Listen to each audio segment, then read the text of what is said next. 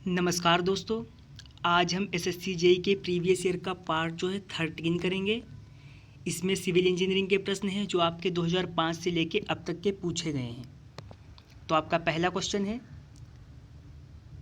Basalt stone is by nature.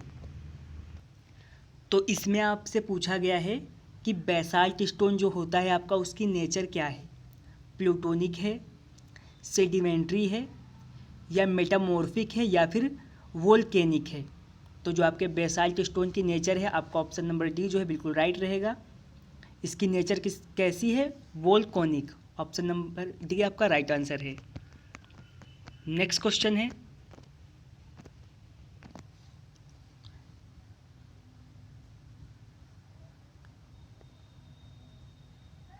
The nominal lead and lift allowed for the earthwork in a excavation of the foundation. यहाँ पर आपसे पूछा है foundation के earthwork के लिए जो हम एक्सुएशन करते हैं उसमें नॉमिनल लीड व लिफ्ट जो है कितनी अलाउड है। तो जो आपके फाउंडेशन के अर्थवर्क के लिए जो नॉमिनल लीड होगी वो कितनी होगी, 30 मीटर, और लिफ्ट जो होगी वो कितनी होगी, 1.5 मीटर। फिर आपका नेक्स्ट क्वेश्चन है, which of the following meters is not associated with viscosity. इसमें से कौन सा मीटर है आपका जो विस्कोसिटी से नहीं संबंधित है, रेडवुड, सेबोल्ट, एंगलर, या फिर ओरसेट मीटर। तो आपका ऑप्शन नंबर डी जो है बिल्कुल राइट रहेगा। ओरसेट मीटर जो है आपका वो विस्कोसिटी से संबंधित नहीं है। फिर आपका नेक्स्ट क्वेश्चन है, the tensile strength of concrete to be used in the design of reinforced concrete member. यहाँ पर आपसे पूछा गया है कि आरसीसी मेंबर के डिज़ाइन में जो है हम जिस कंक्रीट का यूज करते हैं उसकी टेंजाइल स्ट्रेंथ जो है वो कितनी होगी। तो आपका आंसर होगा 0.7 √FCK। फिर आपका नेक्स्ट क्वेश्चन है,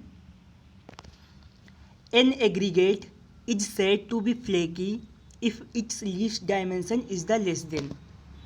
तो यहाँ पर आपसे पूछा गया है किसी एग्रीगेट को हम फ्लेकी कब कहेंगे, उसकी जो डायमेंशन है वो कितने से कम होनी चाहिए।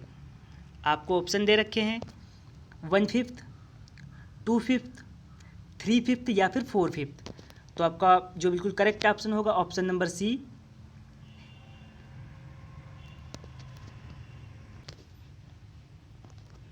फिर आपका अगला क्वेश्चन है,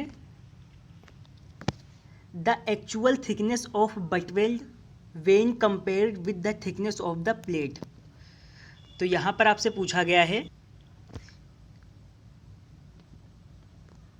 कि जो आपकी बट वेल्ड की जो एक्चुअल थिकनेस होती है वो जो आपकी प्लेट की कंपेयर में जो है वो कितनी होती है, लेस होती है, या फिर ज़्यादा या कम होती है, या फिर बराबर होती है, या फिर ज़्यादा होती है।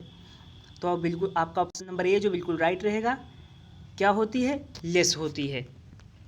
फिर आपका नेक्स्ट क्वेश्चन है, the relationship between E modulus of elasticity and N shear modulus is given by. तो यहाँ पर आपसे modulus of elasticity and shear modulus का जो रिलेशन पूछा गया है वो क्या होगा। तो आपका ऑप्शन नंबर बी जो है बिल्कुल राइट रहेगा, और ये आपका मोस्ट इंपॉर्टेंट प्रश्न, ये आपके 2005 में पूछा गया, फिर 9 में पूछा गया, फिर 2010 में पूछा गया है। फिर आपका नेक्स्ट क्वेश्चन है,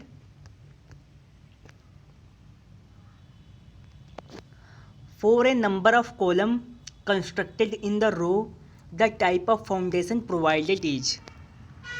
तो यहाँ पर आपसे पूछा गया है कि एक ही लाइन में मैक्सिमम ऑफ कॉलम के लिए जो है कौन सी फाउंडेशन बनाते हैं, फुटिंग, राफ्ट, स्ट्रिप, या फिर स्ट्रिप।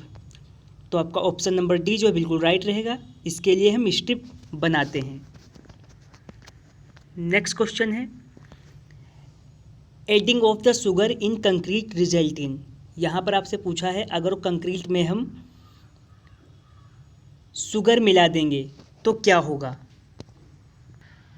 तो आपके कंक्रीट में अगर जो हम शुगर मिलाने से क्या होगा, जो इसका सेटिंग टाइम है 1 घंटे बढ़ जाएगा, या फिर 4 घंटे बढ़ेगा, या फिर 1 घंटे घटेगा, या फिर 1 घंटे बढ़ेगा। तो आपका ऑप्शन नंबर बी जो है बिल्कुल राइट होगा।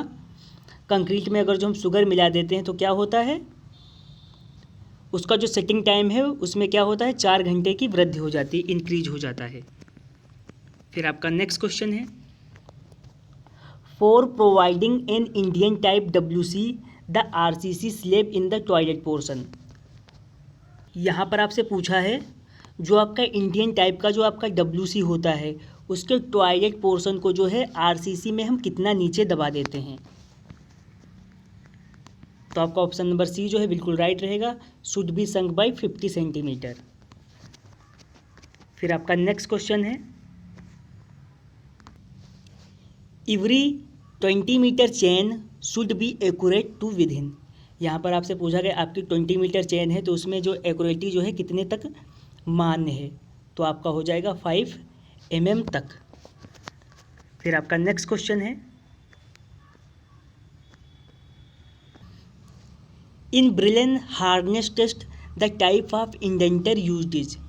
तो हम किस टाइप के इंडेंटर का यूज करते हैं, हार्ड स्टील कोन का, या फिर माइल्ड स्टील बाल का, या फिर हार्ड स्टील बाल का, या फिर डायमंड कोन का। तो हम इसके लिए किसका यूज करते हैं, आपका ऑप्शन नंबर सी जो बिल्कुल राइट रहेगा, हम हार्ड स्टील बाल का यूज करते हैं। फिर आपका नेक्स्ट क्वेश्चन है, the useful method of finding the shear strength of very plastic cohesive soil is by means by. तो यहाँ पर आपसे पूछा गया है कि आपके पास कोई जो है वेरी कोहेजिव सॉइल है और उसकी क्या है, आपको शियर स्ट्रेंथ पता करनी है, तो आप किससे करेंगे, कौन टेस्ट से, पेनिट्रेशन टेस्ट से, वेन शियर टेस्ट से, या फिर टॉर्जनल शियर टेस्ट से। तो वेरी प्लास्टिक कोहेजिव सॉइल की शियर स्ट्रेंथ पता करने के लिए किसका यूज करेंगे, ऑप्शन नंबर सी आपका बिल्कुल राइट होगा, वेन शियर टेस्ट। तो हमने SSC JEE के प्रीवियस ईयर का पार्ट 13 कंप्लीट कर लिया है। अगर आप बाकी के पार्ट देखना चाहते हैं तो प्लेलिस्ट चेक कर लें। अगर आपको वीडियो पसंद आई हो तो लाइक करें, चैनल को सब्सक्राइब करें, वीडियो को शेयर करें।